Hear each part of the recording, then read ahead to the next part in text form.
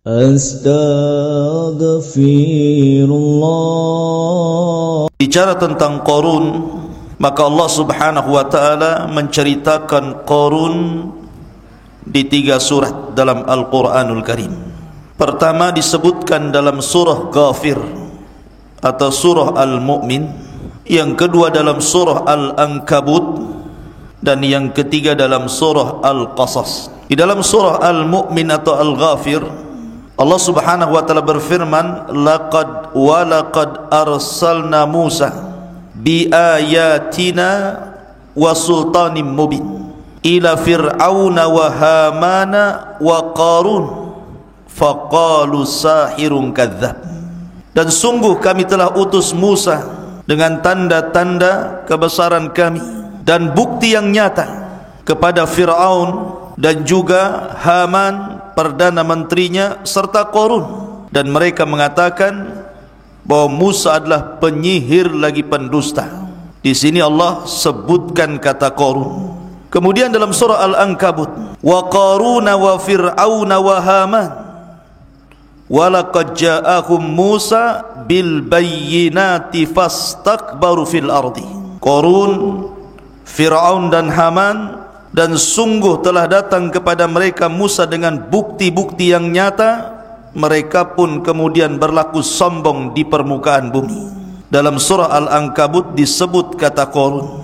Tapi yang paling lengkap yang ingin kita kisahkan dalam Al-Quran ini Suratul Qasas, dari ayat 76 sampai 82. Di sini cukup lengkap kisah siapa Qarun itu. Ma'asyiral muslimin yang dimuliakan Allah Subhanahu wa taala, sebelum saya mengkisahkan tentang Qarun ini, kita tahu bahwa Qarun ini hidup di zaman Nabi Allah Musa alaihi salatu wassalam. Dan Al-Quran paling banyak menceritakan kisah-kisah para nabi ini adalah Nabi Allah Musa alaihi salatu wassalam. Nabi terbanyak yang dikisahkan dalam Al-Quran. Sampai-sampai Nabi Musa alaihi salatu wassalam disebut 131 kali di 33 surat dalam Al-Quran. Nabi Musa alaihi salatu wassalam sampai disebut 131 kali di 33 dalam surat di dalam Al-Quran. Ada surah Al-Baqarah, ada Al-A'raf, Yunus, Taha, Asy-Syu'ara, Naml, Qasas, dan surat-surat yang lainnya di 33 surat, menunjukkan lengkapnya kisah Musa alaihi salatu wassalam. Dan Nabi Musa alaihi salatu wassalam salah satu rasul pilihan. Makanya Allah mengatakan dalam surah Al-A'raf 144, qala ya Musa inni istafaituka 'alan nasi birisalati wa bikalami. Wahai Musa, inni istafaituka, aku telah memilihmu dengan risalahku dan dengan kalamku. Dari sini kita tahu bahwa Musa adalah Kalimur Rahman, Nabi yang banyak berdialog dengan Allah Subhanahu wa taala. Dan Nabi sallallahu alaihi wasallam pernah mengatakan, la tufaddiluni ala Musa, jangan kalian lebihkan aku dibandingkan Musa. Fa innan nasa yas'aquna yaumal qiyamah fa akunu awwal man yafiq fa ajidu Musa batishan biqaimatil arsy fala adri asaiqa fa afaq qabli. Kata Nabi sallallahu alaihi wasallam, jangan lebihkan aku dibandingkan Musa, karena nanti pada hari kiamat manusia semuanya akan mati dalam tiupan sangkakala yang kedua. Kemudian orang yang pertama kali siuman adalah aku. Masalahnya ketika aku siuman, aku melihat Musa alaihi salatu wassalam sedang bersandar di tiang arasy, sehingga aku tidak tahu apakah aku lebih dahulu siuman ataukah Musa. Intinya bahwa Nabi Musa alaihi salatu wassalam memiliki keutamaan. Lah di zaman Nabi Musa inilah kisah Qarun dimulai. Di zaman Nabi Musa inilah kisah Qarun dimulai. Allah Subhanahu wa taala berfirman di dalam surah Al-Qasas, Inna Qaruna kana min qaumi Musa. Sesungguhnya Qarun itu salah satu dari kaumnya Nabi Musa. Kalimat min maksudnya adalah bahwa Qarun itu bukan orang lain, tapi masih dari kaumnya Nabi Musa alaihi salatu wassalam. Dari sini terjadi silang pendapat tentang siapa Qarun dan juga nasabnya. Saya akan sebutkan beberapa perselisihan para ulama. Ada yang mengatakan bahwa Qarun adalah ibnu ammi Musa, anak dari pamannya Nabi Musa alaihi salatu wassalam. Kalau anak paman berarti dengan Nabi Musa jatuhnya sepupu. Dan ini pendapat Ibrahim An-Nakhai. Ada juga yang mengatakan bahwa Nabi Musa, bahwa Qarun dia adalah ibnu khalah, maksudnya anak bibi, anak paman tapi dari jalur ibu, dari Nabi Musa alaihi salatu wassalam. Ada juga yang mengatakan bahwa Qarun adalah pamannya Nabi Musa alaihi salatu wassalam, sebagaimana yang disangkakan Muhammad ibn Ishaq bahwa Qarun itu pamannya Nabi Musa. Dan ada yang mengatakan bahwa Qarun adalah satu di antara kerabat-kerabat Nabi Musa. Dan ada juga yang mengatakan bahwa Qarun orang lain tetapi dia bagian daripada kaumnya Nabi Musa. Tetapi pendapat yang masyhur, sebagaimana yang dikatakan Qatadah ibn Di'amah, seorang ulama dunia, mengatakan, mufassirin, bahwa yang rajih, yang kuat, Qarun itu adalah ibnu ammi Musa. Dia adalah anak dari pamannya Nabi Musa, dan dulu dia memiliki gelar Al-Munawwir. Jadi Qarun itu punya gelar Al-Munawwir. Kenapa disebut Munawwir, orang yang bercahaya? Karena Qarun itu termasuk ahli ibadah dan memiliki suara indah ketika tarannum Taurat. Jadi kalau seandainya dia membaca kitab Taurat kemudian melanggamkan Taurat, maka Qarun itu memiliki suara yang paling indah saat itu. Jadi kalau dia baca Taurat, orang suka dengan Qarun itu. Selain ahli ibadah, suka baca Taurat dan indah suaranya, sehingga orang mencintai Qarun dan memuja-muja Qarun karena ahli ibadahnya dan kepakarannya terhadap Taurat. Lihat bagaimana Qarun ini dulu bukan orang jahat, orang baik. Bahkan dia dengan Nabi Musa alaihi salatu wassalam bahu membahu untuk mengajak manusia ke dalam kebaikan. Qarun itu. Tetapi Allah Subhanahu wa taala takdirkan belakangan Qarun terfitnah dengan harta. Kemudian semakin jauh dari Taurat, semakin jauh dari Taurat, semakin jauh dari ajaran Musa alaihi salatu wassalam, akhirnya Qarun menjadi musuh Allah, kemudian berubah menjadi orang munafik.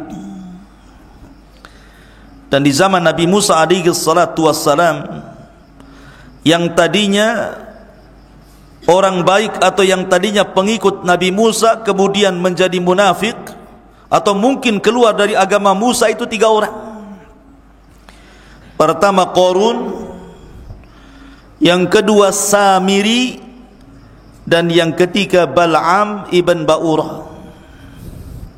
Bal'am ibn Ba'urah. Pertama Qarun, tadinya orang saleh, orang baik, tetapi jadi munafik, keluar dari ajaran Musa alaihi salatu wassalam. Kemudian Samiri, dulunya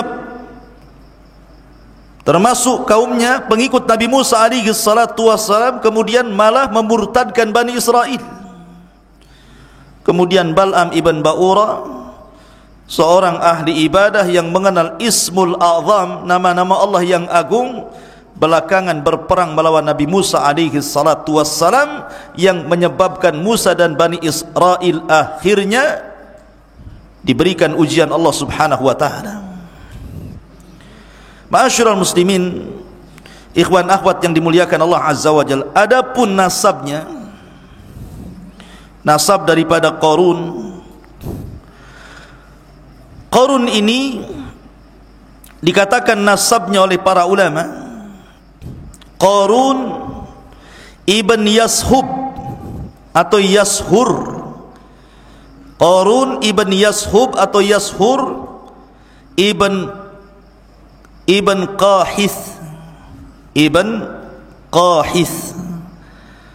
Qarun ibn Yashub atau Yashur ibn Qahith, dan nasabnya sampai kepada Nabi Allah Ya'qub alaihi salatu wassalam. Dari sini menunjukkan bahwa Qarun itu dari Bani Israel, karena nasabnya sampai kepada Ya'qub. Dan Israel itu istilah daripada atau nama lain daripada Ya'qub alaihi salatu wassalam. Jadi Ibrahim alaihi salatu wassalam punya anak. Pertama Ismail, dari Ismail ini lahir keturunannya pemimpin para nabi dan rasul sekaligus penutup para nabi dan rasul, Muhammad sallallahu alaihi wasallam. Kemudian dari jalur Sarah lahirlah Ishak, dan dari Ishak ini lahirlah Ya'qub, dan dari Ya'qub inilah lahir Bani Israel. Karena Ya'qub itu nama lain daripada Israel. Kemudian Ya'qub punya anak 12, di antaranya Yusuf, Ibn Yamin, Lawa, Yahuda, dan yang lainnya, yang kemudian turunan dari 12 putra Ya'qub itu berkembang biak di Mesir, yang kemudian disebut dengan Bani Israel, sebut dengan Bani Israel, ya. Lah Qarun ini bagian daripada Bani Israel.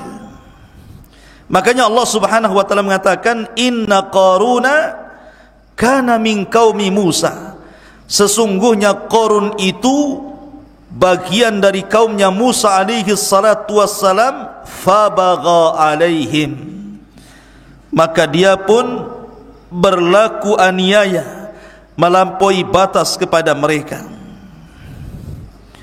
Ma'asyiral muslimin, ikhwan akhwat yang dimuliakan Allah subhanahu wa ta'ala, apa maksudnya melampaui batas di sini? Para ulama mengatakan bahwa Qarun ini diberikan nikmat kekayaan, tetapi justru dengan kekayaannya dia melampaui batas.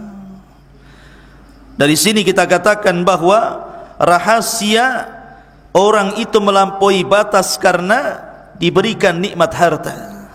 Kalla innal insana la yatgha an ra'ahu istaghna. Sekali-kali manusia itu akan mudah melampaui batas apabila Allah berikan banyak kekayaan kepadanya. Ahli tafsir mengatakan kalimat fabagha alaihim, maka Qarun pun melampaui batas dan menganiaya dirinya. Maksudnya adalah Qarun itu tidak pernah menolong fuqara dan masakin, tidak punya rahmat sama sekali. Dia tidak mau menginfakkan hartanya untuk membantu fuqara wal masakin. Tagha, melampaui batas, tidak mau mengeluarkan sedikit hartanya untuk membantu fuqara wal masakin. Ini yang pertama. Yang kedua, makna tagha itu fabagha alaihim, makna bagha, melampaui batas di sini artinya Qarun itu talabul fadli alaihim wa an yakunu tahta yadihi. Orangnya sombong, orangnya takabbur, pokoknya dia anggap semua orang itu di bawah kakinya. Bagha alaihim, sombong, sesombong Fir'aun terhadap Bani Israel. Kemudian juga ada yang mengatakan bahawa kalimat bagha alaihim, maka Qarun pun akhirnya melampaui batas kepada mereka, sebagaimana dikisahkan oleh Al-Imam Al-Kalbi rahimahullahu ta'ala. Karena Qarun ini hasad. Dia hasad kepada siapa? Kepada Nabi Musa alaihi salatu wassalam. Apa hasadnya? Dia datang kepada Nabi Musa dan mengatakan, ya Musa, amma la in kunta faddalta alayya bin nubuwah faqad fuddiltu alayka bil mal. Wahai Musa, memang Allah sudah berikan keistimewaan kepada kamu dengan kenabian, tapi aku juga tidak kalah istimewanya, karena Allah subhanahu wa ta'ala sudah memberikan banyak harta kepadaku. Qarun sombong, dikiranya kekayaannya bisa menandingi nikmat nubuwah, dan ini prasangka yang salah.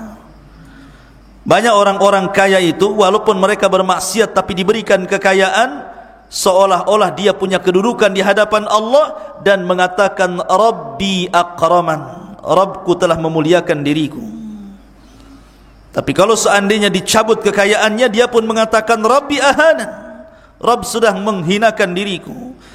Jadi Qarun kemudian mengatakan seperti itu kepada Musa. Hasadnya Qarun kepada Musa, akhirnya Qarun pun berlaku sewenang-wenang, kemudian berbuat jahat kepada nabinya. Fabagha alaihim, maka Qarun pun menganiaya terhadap mereka. Kemudian Allah Subhanahu wa taala menyebutkan sebabnya dalam Al-Qur'an di sini. Kenapa Qarun itu sejahat itu? Perhatikan, wa atainahu minal kunuzi ma inna mafatihahu latanu bil usbati ulil quwwah. Sesungguhnya Qarun termasuk kaum Musa, maka ia berlaku aniaya terhadap mereka. Apa penyebab aniayanya Qarun kepada mereka?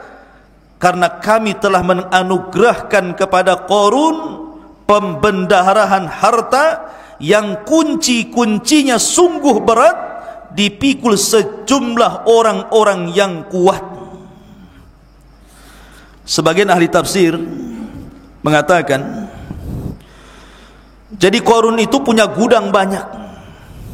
Ada yang mengatakan kunuz itu artinya al-fiddah, al-zahab wal-fiddah. Jadi Qarun itu punya banyak emas, punya banyak perak, sampai gudang-gudang penyimpanan emas dan peraknya itu banyak sekali.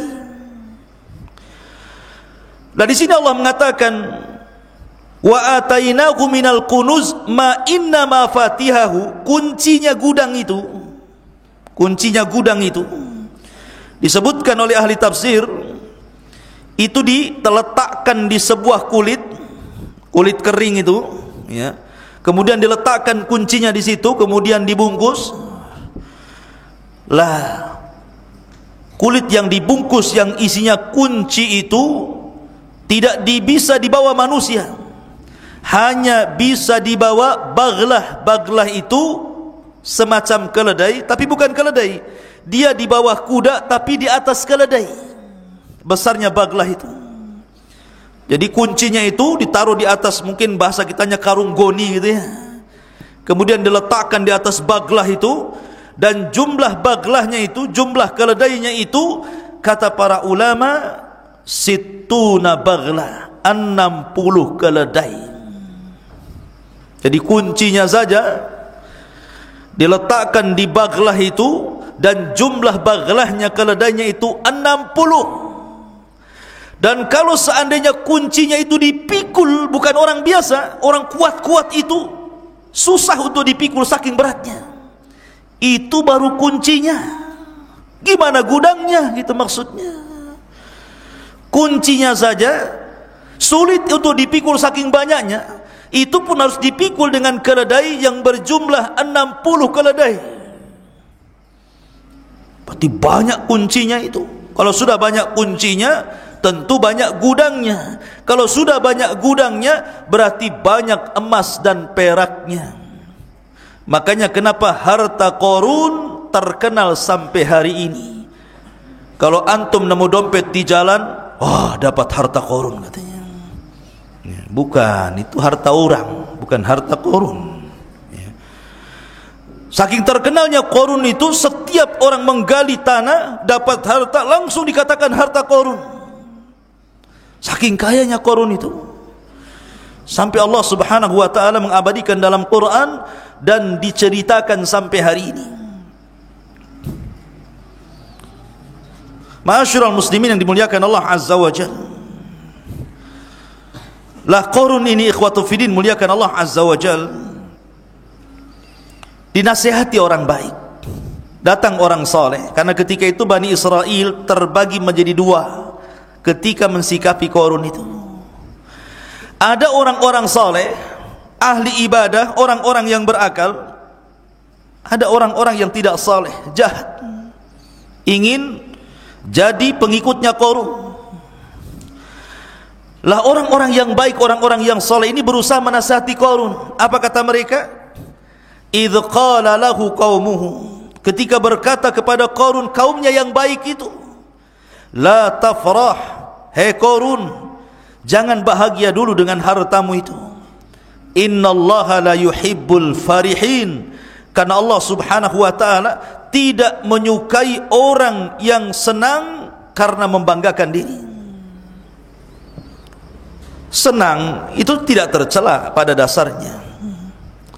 Seperti Sulaiman, ketika Nabiullah Sulaiman ketika membawa pasukannya untuk perang, tiba-tiba ada semut dan kelompoknya sedang berada di jalan raya kan. Apa kata pimpinan semut?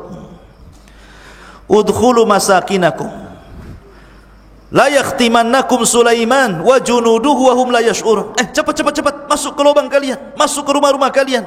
Jangan sampai Sulaiman dan tentaranya menginjak kalian sementara mereka tidak tahu kalau kalian diinjak mereka. Sulaiman dengar kupingnya itu apa yang dikatakan pimpinan semut itu. Maka apa? Tiba-tiba Sulaiman tertawa, tersenyum. Fatabassama dhahikan min qawlihi. Sulaiman pun tersenyum kemudian tertawa karena melihat ucapan semut. Sulaiman senang tidak ada masalah. Tapi kalau seseorang tertawa atau tersenyum karena membanggakan diri, itu tak boleh, nanti seperti Qarun. Ya.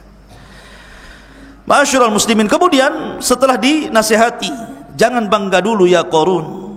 Allah itu tidak suka dengan orang yang suka membanggakan diri. Kemudian dinasihati lagi, wabtaghi fima ataakallah, wabtaghi fima ataakallahu ad-daral akhirah.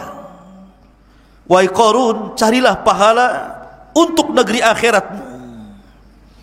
Wala tansa nasibaka minad dunya. Akan tetapi jangan pula kau lupakan bagianmu di dunia. Wa ahsin kama ahsanallahu ilaik wa la tabghil fasada fil ardi innallaha la yuhibbul mufsidin.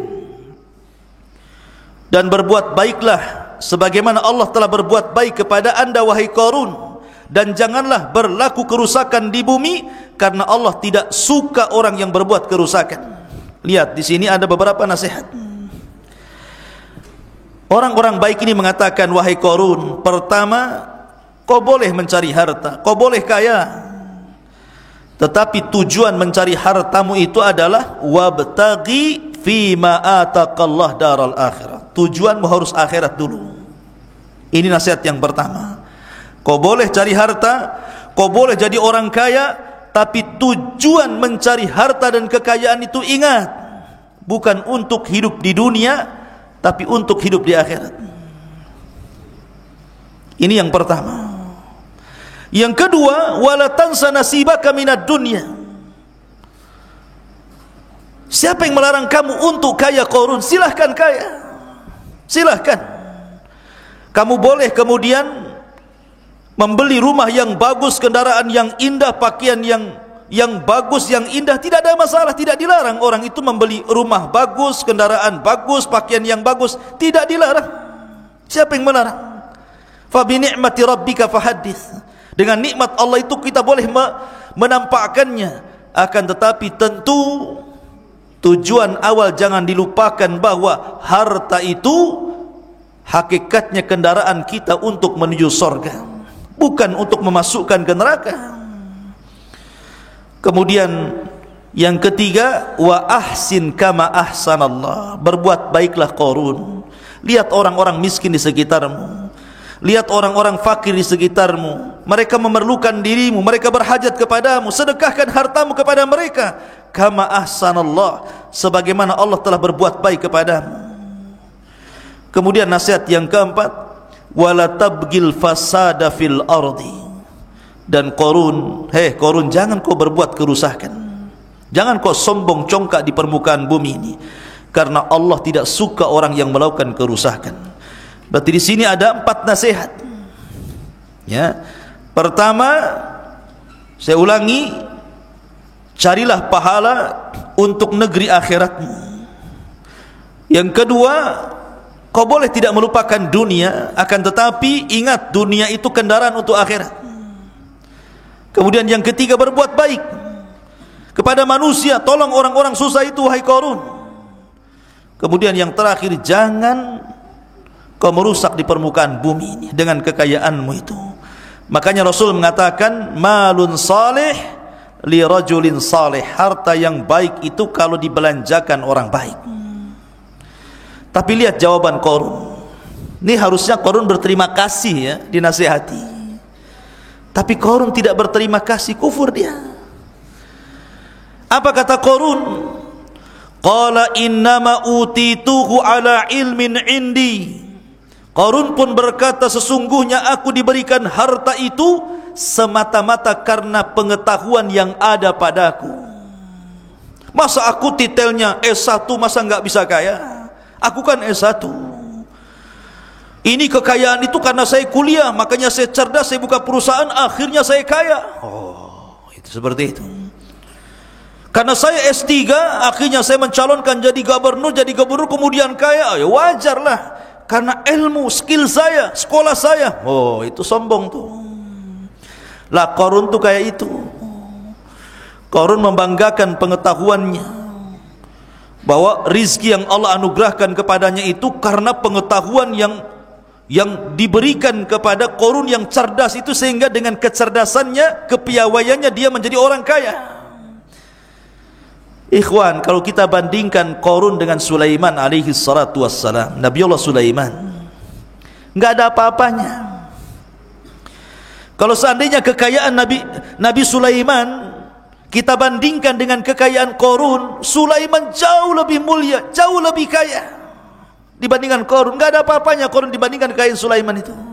Dia nabi, dia raja, dia orang kaya. Qarun bukan nabi, bukan raja.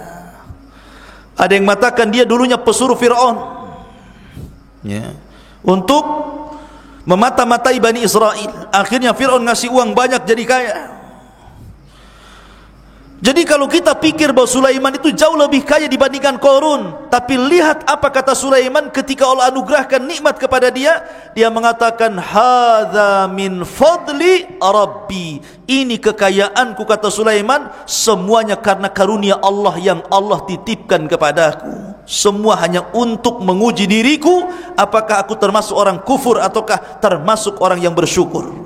Lihat, ini perkataan siapa? Nabi Allah Sulaiman. Tapi Qarun menasabkan kekayaan kepada dirinya, bukan kepada Allah, dan mengatakan innama utituhu ala ilmin indi, katanya. Harta ini ku dapat karena aku orang cerdas. Ya. Maka Allah Subhanahu wa taala menyindir Qarun dan mengatakan awalam ya'lam anna Allah qad ahlaka min qablihi minal qurun ma huwa ashaddu minhu quwwatan wa aktsaru jam'an wala yus'alu an dzunubihimul mujrimun. Kemudian Allah Subhanahu wa taala mengingatkan sejarah kepada Qarun. Sejarah ini penting, ikhwan. Lihat bagaimana tariqah Allah Azza wa Jalla.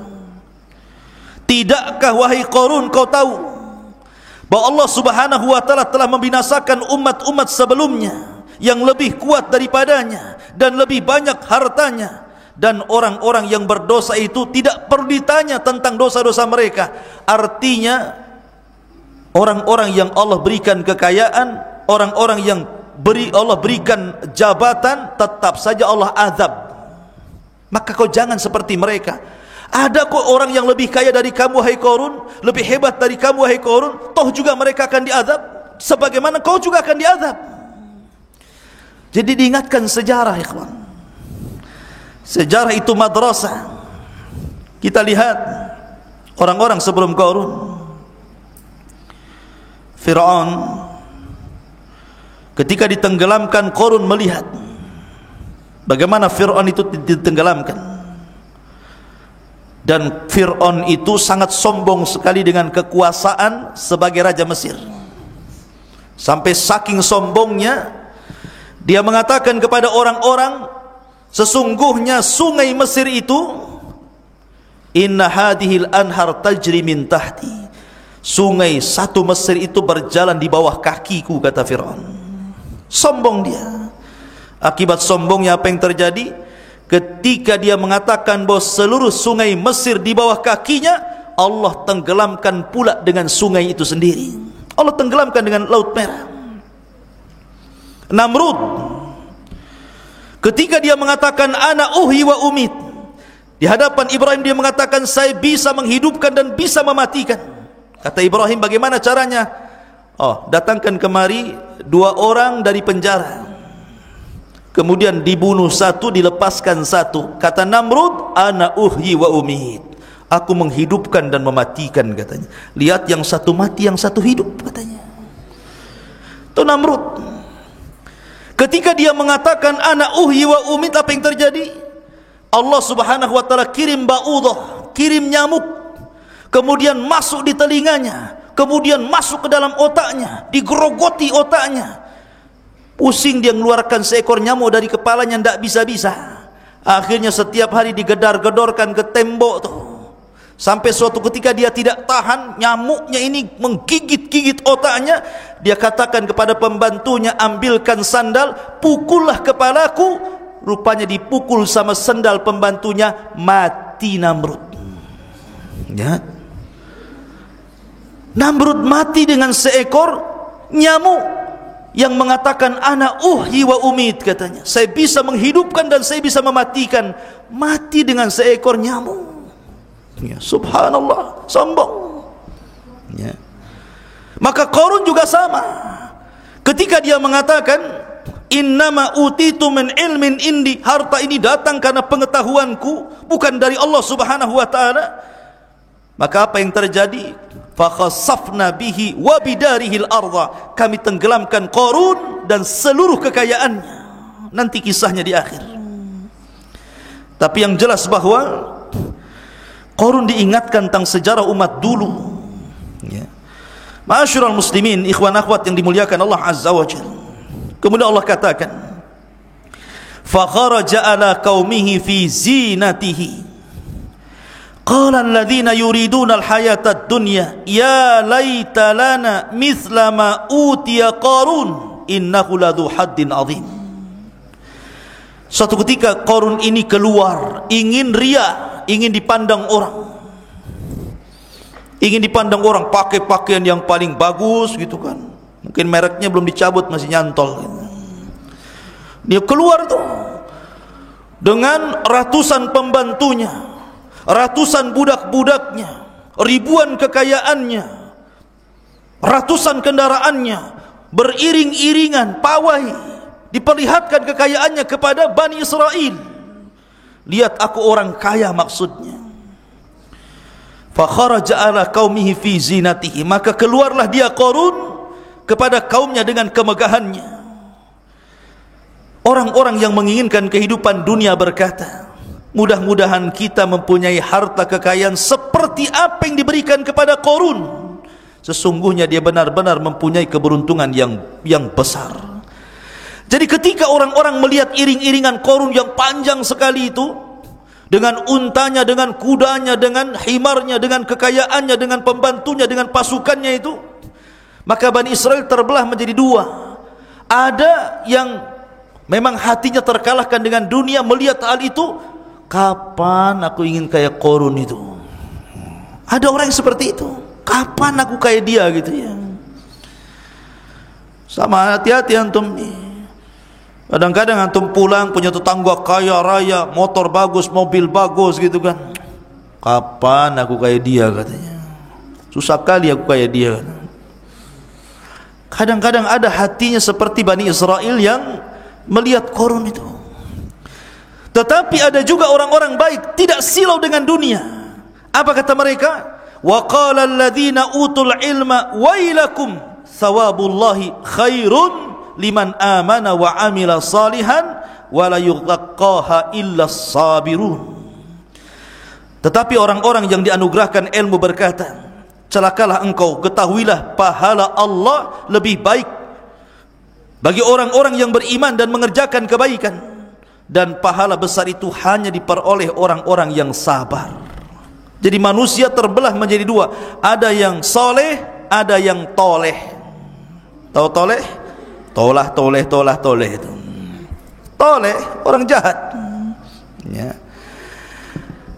Akhirnya suatu ketika diriwayatkan ikhwan, Qarun ini dia hendak memfitnah Nabi Musa alaihi salatu wassalam. Dengan cara apa? Karena dia hasad dengan Nabi Musa alaihi salatu wassalam, maka Qarun ingin memfitnah Nabi Musa bahwa Musa itu berzina dengan seorang wanita. Jadi dia menyewa perempuan pelacur, kemudian dibayarnya sekian emas dan perak agar mengatakan di hadapan manusia bahwa dia sudah berzina dengan Nabi Musa. Lihat siasat liciknya Qarun untuk menyakiti Nabi Musa, nabinya sendiri Musa alaihi salatu wassalam. Akhirnya wanita ini kemudian deal-dealan dengan Qarun. Kata Qarun, deal or no deal? Deal sajalah, karena tengok emas sama perak yang banyak. Dari sini Qarun mempersiapkan siasat besar. Dia membuat pesta yang sangat besar, walaupun riwayat ini memang riwayat Israiliyat, sekali lagi tidak ada dalam kutubus sittah, tapi ini riwayat Israiliyat saja. Saya sebutkan sebagai pengetahuan saja. Dia membuat pesta besar, diundangnya Musa alaihi salatu wassalam. Diundang Nabi Musa alaihi salatu wassalam. Kemudian Musa pun datang. Tiba-tiba kemudian wanita ini datang dan hampir-hampir kemudian menuduh Musa berzina dengan dia. Maka manusia di tengah-tengah orang ramai, seorang wanita mengatakan, saya berzina dengan Nabi Musa. Apa marwahnya Musa coba? Mau kemanakan kehormatan Musa? Seorang nabi. Tetapi Nabi Musa alaihi salatu wasallam berlindung, a'udzu billahi mink innani la aqrabu hadhil fawahish. Aku berlindung kepada Allah dari kamu, karena saya tidak pernah melakukan fahisyah seperti ini, perzinahan seperti ini. Faqala lahu Qarun, Qarun pun mengatakan, inna bani Israel yaz'umuna annaka fajarta bi fulana. Bani Israel menyangka engkau sudah melakukan kefajiran dengan seorang wanita. Kata Nabi Musa alaihi salatu wasallam, datangkan wanita itu. Kalau memang betul-betul aku berzinah dengan dia, datangkan wanita itu. Maka ketika wanita itu datang melihat Nabi Musa, ketakutan wanita itu. Maunya dia menuduh Nabi Musa telah berzina dengan dirinya, karena lihat Nabi Musa, karismanya, ketakutanlah dia kepada Nabi Musa. Tidak jadi dia ngomong saya berzina dengan Nabi Musa, justru dia mengatakan sebenarnya aku disuruh Qarun untuk mengatakan aku berzina dengan Nabi Musa karena mendapatkan ini dan itu. Terbongkarlah kedok siasat buruknya Qarun kepada Nabi Musa alaihi salatu wassalam. Dari sini akhirnya kemudian dalam riwayat, Qarun ketika itu datang utusan Nabi Musa agar Qarun mengeluarkan zakatnya. Dia harus mengeluarkan zakat. Setiap orang yang kaya harus mengeluarkan zakat. Dalam Islam kan seperti itu. Kalau nisabnya sudah senisab emas 84 gram, maka dikeluarkan 2,5%. Kalau kambing 40 kambing, 1 kambing dia keluarkan. Maka dalam syariat Nabi Musa juga sama. Kalau sudah banyak hartanya, keluarkan zakatnya. Tetapi Qarun tidak mau. Akhirnya dia pun mengumpulkan manusia ingin berjumpa dengan Nabi Musa. Dari situ dia mengatakan, wahai Musa, aku akan berdoa keburukan kepadamu jika aku akan silahkan kau berdoa keburukan kepadaku, aku pun sama. Siapa yang benar di antara ajaranmu ataukah diriku, dan aku tetap tidak akan bayar zakat. Akhirnya saling mendoakan keburukan antara Fir'aun, antara Qarun dan Musa. Pertama Qarun, dia mendoakan keburukan kepada Nabi Musa alaihi salatu wassalam, tetapi Allah subhanahu wa ta'ala tidak mengijabah sama sekali. Tidak diijabah sama sekali. Sekarang giliran Musa berdoa keburukan kepada Qarun. Dari situlah kemudian bumi bicara dan mengatakan, wahai Musa, Allah sudah perintahkan kepadaku untuk taat kepadamu. Perintahkan apa saja kepadaku, kata bumi. Dari sinilah Allah subhanahu wa ta'ala kemudian mengazab Qarun. Apa kata Allah subhanahu wa ta'ala? fakhasafna bihi wa bidarihil arda. Maka Musa mengatakan, wahai bumi, telanlah Qarun dan seluruh kekayaannya. Ketika Musa memerintahkan bumi seperti itu, maka Allah firmankan, fakhasafna bihi wa bidarihil arda, maka kami tembenamkan Qarun dan seluruh rumah dan kekayaannya. Fama kana lahu min fi'atin yansurunah min dunillah wa ma kana minal muntasirin.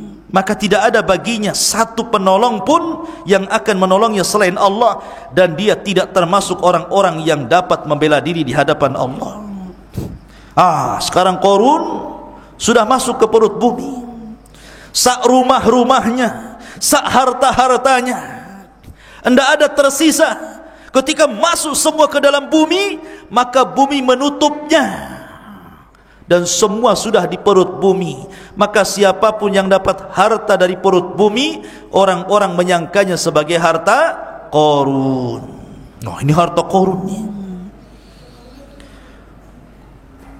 Sampai-sampai kalau seandainya digali di samping Jabal Uhud ini, rupanya ada emas di bawah pohon, dibilang harta Qarun. Dari mana? Qarun itu di Mesir, kenapa pula sampai Tiban?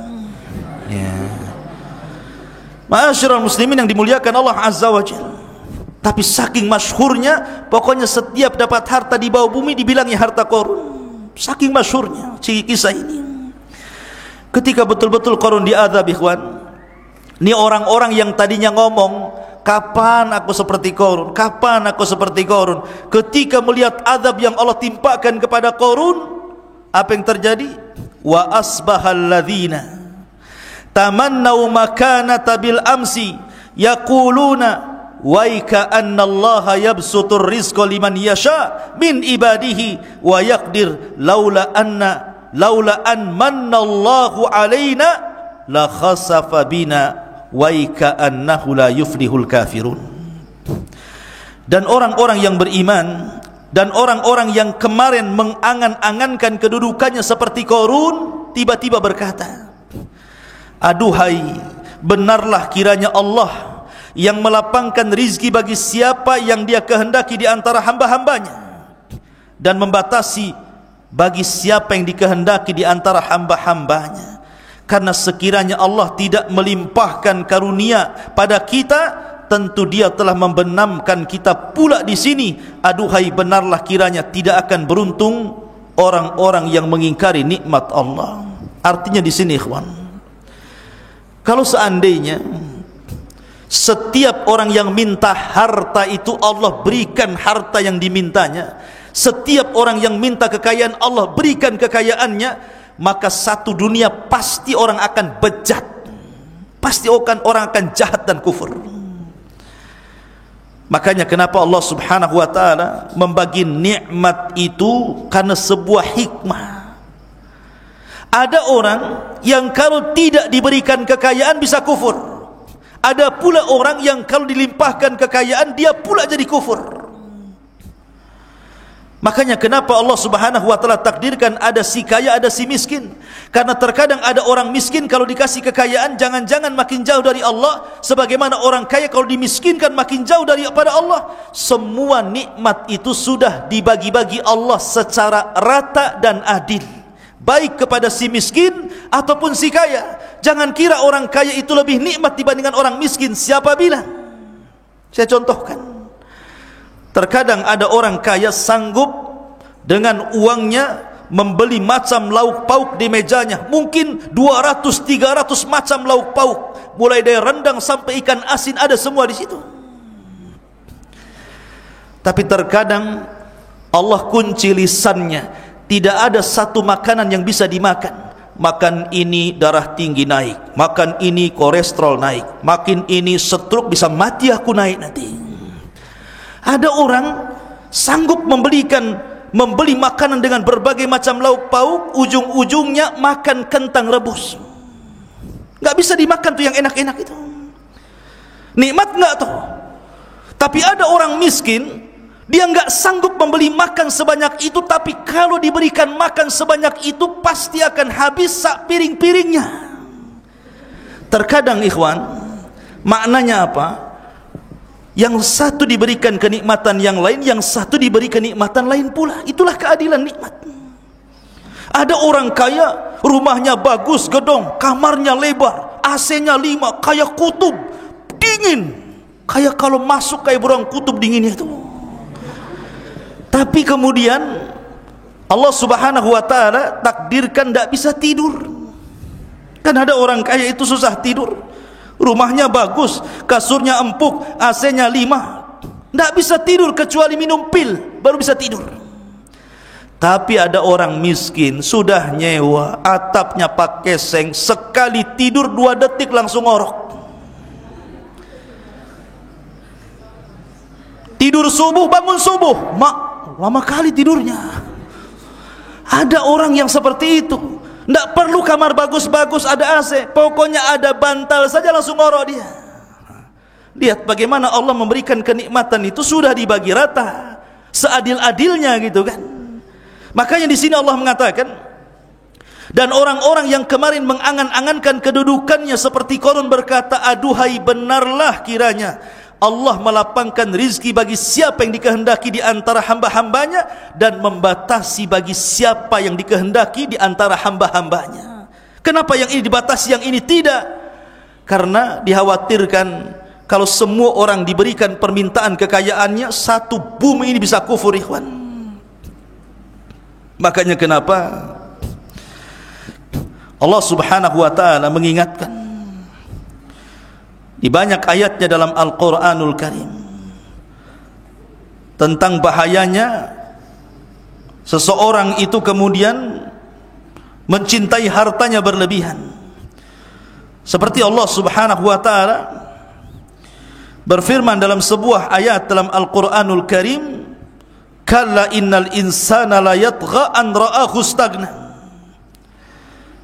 Sekali-kali manusia itu mudah melakukan atau melampaui batas jikalau Allah Subhanahu wa ta'ala memberikan banyak kekayaan kepadanya.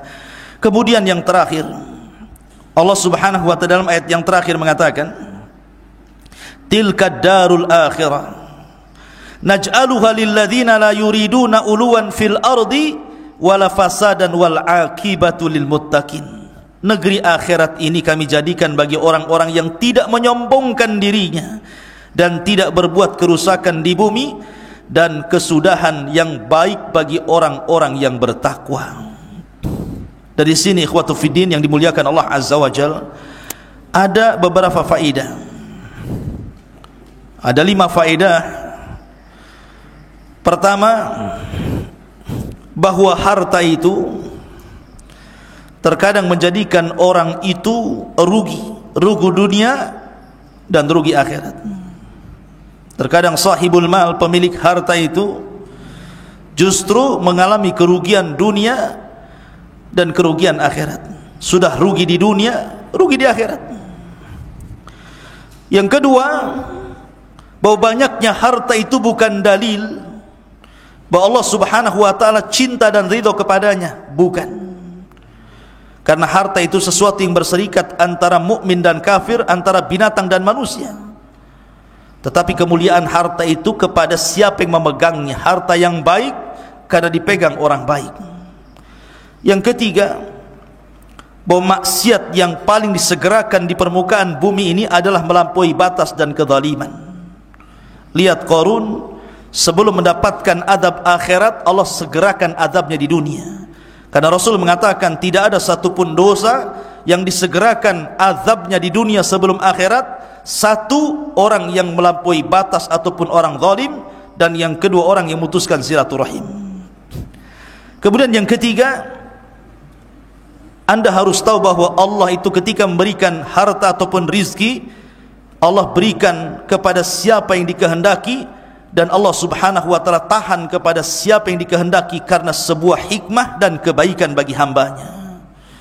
Dan yang terakhir, harta ini adalah alat mudahnya seseorang tergelincir, di mana sirru tughyan, rahasia seseorang itu mudah melampaui batas karena Allah Subhanahu wa ta'ala memberikan kekayaan. Dan hisab bagi orang yang diberikan kekayaan itu akan berat, karena akan diberikan 2 pertanyaan. Dari mana kau dapatkan harta itu, dan kemana kau belanjakan harta itu. Maka Qarun adalah pelajaran besar yang kita kaji di malam hari ini. Bagaimana Qarun yang kufur kepada Allah Subhanahu wa ta'ala karena tidak pernah mensyukuri nikmat harta, tidak pernah mengeluarkan zakatnya, tidak sayang dengan fuqara wal masakin, menentang Nabi dan ajaran Tauratnya. Akhirnya Allah Subhanahu wa ta'ala kirim adab kepada Qarun, fa khasafna bihi wa bidarihil ardh, kami tenggelamkan Qarun dan seluruh hartanya ke dasar bumi. Taib.